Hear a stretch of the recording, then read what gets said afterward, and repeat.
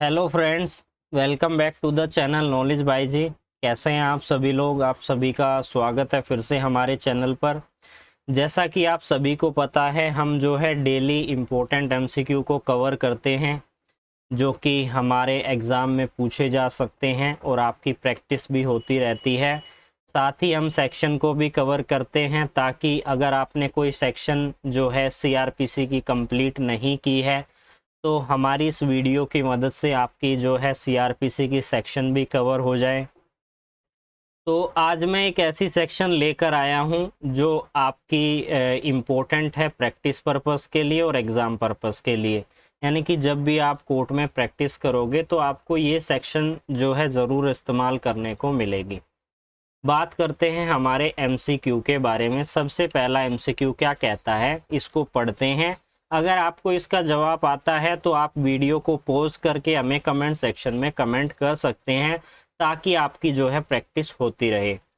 बात करते हैं फर्स्ट एमसीक्यू के बारे में कि व्हेन एंड विच सर्कमस्टांस, कब और किस परिस्थिति में judicial magistrate of first class can add a person as accuse in a criminal case. यानी कि क्रिमिनल केस चल रहा है और एक्यूज को उस क्रिमिनल केस में कब शामिल किया जाएगा, किस परिस्थिति में। अगर आपको इससे रिलेटेड सीआरपीसी की सेक्शन भी पता है तो आप हमें कमेंट सेक्शन में कमेंट कर सकते हैं। इसका जवाब आपको पता है तब भी आप हमें कमेंट सेक्शन में कमेंट कर सकते हैं। तो ये क्वेश्चन केवल इतना कह रहा है कि कब क्रिमिनल केस में एक्यूज को ऐड किया जा सकता है, शामिल किया जा सकता है, किस परिस्थिति में और कब। तो ऑप्शन पढ़ते हैं, ऑप्शन के अनुसार कौन सा सही जवाब है। फर्स्ट ऑप्शन क्या कहता है, आफ्टर फ्रेमिंग द चार्ज, यानी कि चार्ज फ्रेम होने के बाद, and before the trial is commenced, यानी कि ट्रायल अभी शुरू नहीं हुआ है, ट्रायल शुरू होने से पहले। सेकंड ऑप्शन क्या कह रहा है कि after take cognizance of the case, यानी कि जब मजिस्ट्रेट साहब केस का कॉग्निजेंस लेते हैं, वो कॉग्निजेंस लेने के बाद, कॉग्निजेंस का मतलब होता है जो भी डॉक्यूमेंट मजिस्ट्रेट साहब के समक्ष प्रेजेंट किए जाते हैं, मजिस्ट्रेट साहब अपना माइंड अप्लाई करके उनको ये लगता है केस बन रहा है तो आगे प्रोसीडिंग स्टार्ट की जाती है। लेकिन यहाँ पर चार्ज फ्रेम नहीं हुआ है, चार्ज फ्रेम होने से पहले। थर्ड ऑप्शन क्या कहता है, during the course of inquiry in a trial, trial में इंक्वायरी चल रही है उसके दौरान जब भी यह अपीयरेंस होती है, अपीयर किया जाता है किसी एविडेंस से कि अब इस एक्यूज को जो है शामिल किया जाना चाहिए। फोर्थ ऑप्शन है इन सभी में से कोई भी नहीं है। अगर आपको इसका जवाब आता है तो आप हमें कमेंट सेक्शन में कमेंट कीजिए, मैं इससे रिलेटेड सेक्शन लिखता हूँ। आप पोस्ट करके सेक्शन भी लिख सकते हैं कौन सी सेक्शन इससे रिलेटेड है जो बात करती है कि एक्यूज पर्सन को केस के अंदर शामिल किया जाएगा। तो इससे रिलेटेड है हमारी सीआरपीसी की सेक्शन नंबर 319 सीआरपीसी। इसको आज हम डिटेल में भी समझेंगे क्योंकि ये प्रैक्टिस पर्पस के लिए और जो है एग्ज़ाम पर्पस के लिए इम्पोर्टेंट है। इसका सही जवाब जो है वो थर्ड है, यानी कि during the course of inquiry in trial when it appear from the evidence, जब भी कोई ऐसा एविडेंस आ रहा है जिससे लग रहा है कि ये जो व्यक्ति है, सपोज दैट ए व्यक्ति है जिस पर कोर्ट में ट्रायल चल रहा है, लेकिन यहाँ पर बी व्यक्ति भी है जिसने अपराध किया है लेकिन इस पर अभी ट्रायल नहीं चल रहा है। यहाँ एक एविडेंस आ गया, एविडेंस क्या कह रहा है कि इसने अपराध किया है, ये भी इसमें शामिल है, तो ऐसे में इस पे भी जो है क्या चलाया जा सकता है, ट्रायल चलाया जा सकता है, इसको ऐड किया जाएगा एज एन एक्यूज्ड। अब बात करते हैं इस सेक्शन के बारे में जो आज की हमारी सेक्शन होने वाली है। अगर आपने ये सेक्शन नहीं पढ़ी है तो आप यहाँ पर इस सेक्शन को अच्छे से समझ जाएंगे। क्या कह रही है इसकी subheading, power to proceed against other person appear to be a guilty of an offence, यानी कि जो उस अपराध का गिल्टी है इसके अलावा कोई अदर पर्सन उसके अगेंस्ट भी प्रोसेस किया जा सकता है, ये पावर दी गई है कोर्ट को 319 के अंदर।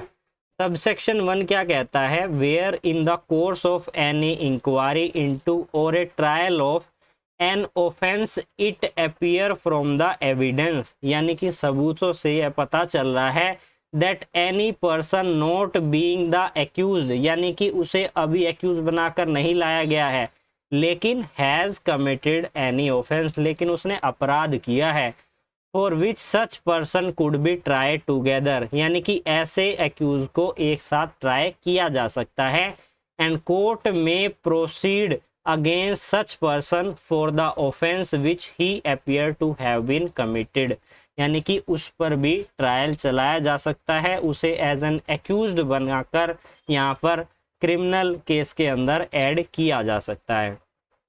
सबसेक्शन 2 क्या कहती है? सबसेक्शन 2 यही कहती है कि where such person is not attend the court, यानी कि जब वो कोर्ट में शामिल नहीं हो रहा है, तो ऐसे में क्या ऑप्शन है कोर्ट के पास? कोर्ट क्या कर सकती है? उसे अरेस्ट भी कर सकती है, उसे सम्मन भी भेज सकती है। ये डिपेंड करता है परिस्थिति के अनुसार कि अगर वो आ रहा है तो समन भेज के उसे बुला लिया जाएगा, एक्यूज बना दिया जाएगा, नहीं आ रहा है तो उसे अरेस्ट किया जाएगा।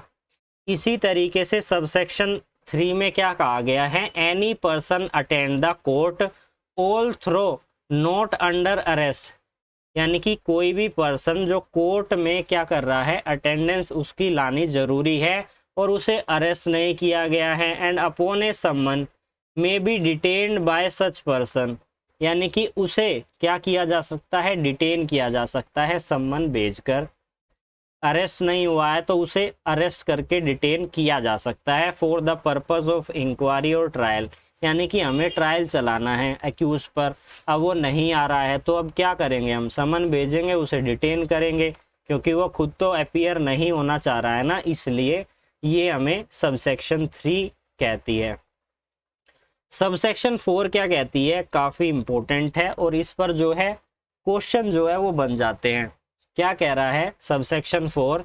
Where the court process against any person under subsection 1, subsection 1 के अंदर जब प्रोसेस किया जाता है, जो बात करता है कि कोई ऐसा अपराधी है जिस पर अभी ट्रायल नहीं चल रहा है लेकिन उसने अपराध किया है, तो उसे ऐड कर कर उस पर ट्रायल चलाया जाएगा और उसे ऐड किया जाएगा क्रिमिनल केस के अंदर। तो यहाँ पर प्रोसीडिंग जो है किस तरीके से स्टार्ट की जाएगी? जब उसको ऐड किया जाएगा शुरुआत से, अफ्रेश, यानी कि शुरू तरीके से, स्टार्टिंग से ये सारी चीज़ें की जाएगी, विटनेस का री एग्जामिनेशन किया जाएगा। सबसेक्शन 2 क्या कहता है? Subject to the provision of clause A के प्रोविजन के विषय के अनुसार the case may be proceed as if person has been an accused person, यानी कि स्टार्टिंग में जब किसी को अपराधी बनाया जाता है उसी तरीके से जिस पर्सन को यहाँ पर ऐड किया गया है उसे भी सेम इसी तरीके से ट्रीट किया जाएगा। And when the court take cognizance of the offence upon which the inquiry and the trial was commence, यानी कि जिस तरीके से किसी भी अपराधी पर ट्रायल स्टार्ट किया जाता है इसी तरीके से इस पर भी स्टार्ट किया जाएगा, फ्रेश तरीके से, यानी कि स्टार्टिंग से सारी कार्रवाई की जाएगी, विटनेस के गवाही की जाएगी और इस तरीके से स्टार्ट होगा। तो ये सेक्शन केवल यही कहता है कि हम अक्यूज्ड जो पर्सन अभी दोषी नहीं है, एविडेंस हमें मिल रहे हैं, लग रहा है कि ये भी एक अपराधी है, तो उसे ऐड किया जाएगा।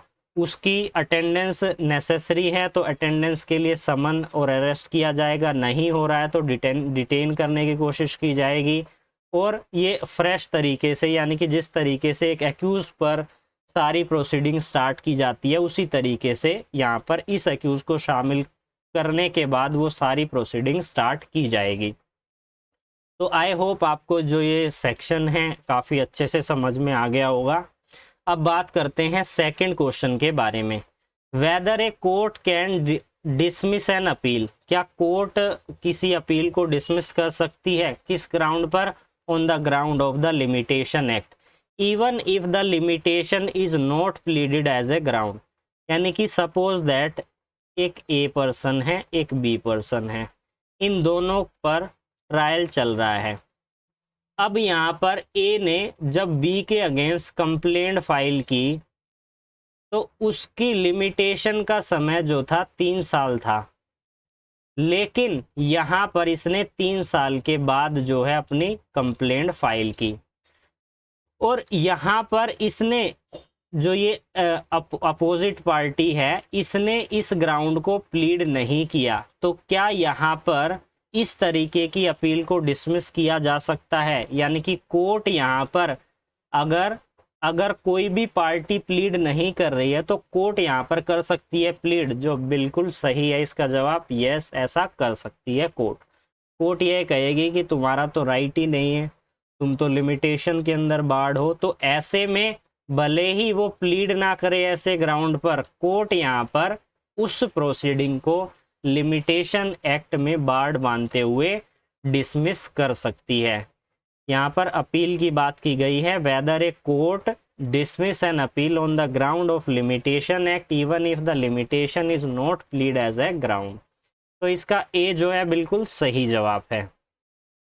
अब हम बात करते हैं थर्ड क्वेश्चन के बारे में। अगर आपको इन सभी क्वेश्चंस के जो मैं यहाँ पर डिस्कस करवा रहा हूँ, अगर आपको पहले से ही जवाब आते हैं, क्वेश्चन पढ़ते ही पता चल रहा है कि इसका ये जवाब है, तो आप वीडियो को पॉज करके ज़रूर कमेंट कीजिएगा।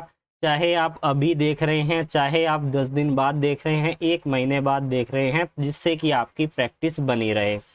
क्या कहता है कि what is the meaning of the first information report, short form is FIR, according to the following option. ये सभी ऑप्शंस के अनुसार कौन सा सही है FIR के मीनिंग के अनुसार? क्या कहता है पहला option, information related to the commission of an cognizable offence, उसने कौन सा अपराध किया है?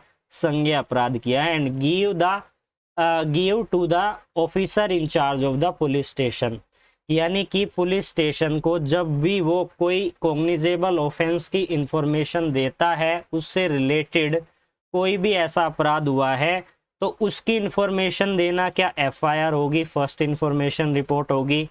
सेकंड ऑप्शन क्या कहता है कि मजिस्ट्रेट को कंप्लेंट जब दी जाती है, क्या वो FIR होगी। थर्ड ऑप्शन क्या है कि complaint made to the high court को कंप्लेंट दी जाएगी, क्या वो FIR होगी। या फोर्थ ऑप्शन कहता है कि सेक्शन 199 सबसेक्शन 1 में अगर आप कंप्लेंट फाइल करते हो तो क्या वो FIR होगी। तो आई होप आपको भी इसका सही जवाब पता होगा। फर्स्ट जो है इसका बिल्कुल सही जवाब है। अब हम बात करते हैं हमारे नेक्स्ट क्वेश्चन के बारे में। क्या कहता है कि इन सभी सेक्शन प्रोविजन के अनुसार, इन सभी ऑप्शंस के अनुसार evidence must be taken in A presence of A accused. यह बात किस सेक्शन में कही गई है कि जो भी गवाह हैं, जो भी साक्ष्य हैं, साक्ष्य यानी कि एविडेंस है, वो एक्यूज की प्रेजेंस में जो है दिए जाने चाहिए। तो इसका जो है सेक्शन 273 जो है सही जवाब है। अब हम बात करते हैं हमारे अगले इम्पोर्टेंट सेक्शन के बारे में, सेक्शन यानी कि क्वेश्चन के बारे में, कि ये police report under section 172 of CRPC must be contain particular, कि एक 172 सबसेक्शन 2 में जो पुलिस रिपोर्ट जो है दी जाती है मजिस्ट्रेट साहब को, तो उसमें क्या क्या चीज़ें शामिल की जाती है। ये काफ़ी इंपॉर्टेंट है, इसको डायरेक्ट भी पूछ लिया जाता है। 172 किस चीज़ से रिलेटेड है, पुलिस रिपोर्ट किस सेक्शन में फाइल की जाती है, तो ये सेक्शन भी काफ़ी इंपॉर्टेंट है, इसको भी आप थोड़ा सा याद रखिएगा। तो क्या है फर्स्ट ऑप्शन, पार्टी का नाम, सस्पेक्टेड है उसका नाम, एक्यूज जो है उसका नाम, इंफॉर्मेशन की क्या नेचर है यानी किस प्रवृत्ति का वो उसने अपराध किया है। सेकंड ऑप्शन क्या कहता है कि पुलिस ऑफिसर का नाम, इन्वेस्टिगेशन ऑफिसर का नाम, पुलिस स्टेशन का नाम। थर्ड क्या कहता है, इंक्वेस्ट रिपोर्ट, पोस्टमार्टम, या फिर डॉक्टर का नेम, जो भी डॉक्टर ने उसकी जांच की है, या फिर इन सभी में से कोई भी नहीं। तो इसका जो सही जवाब है वो है हमारा फर्स्ट ऑप्शन। तो मैं वीडियो को यहीं पर स्टॉप कर रहा हूं, हमने क्वेश्चन कंप्लीट कर लिए हैं, साथ ही जो हमारे इम्पोर्टेंट सेक्शन था उसे भी कवर कर लिया है। तो फिर मिलेंगे एक न्यू लेक्चर में, तब तक के लिए जुड़े रहिए अमित कुमार नॉलेज बाई जी के साथ।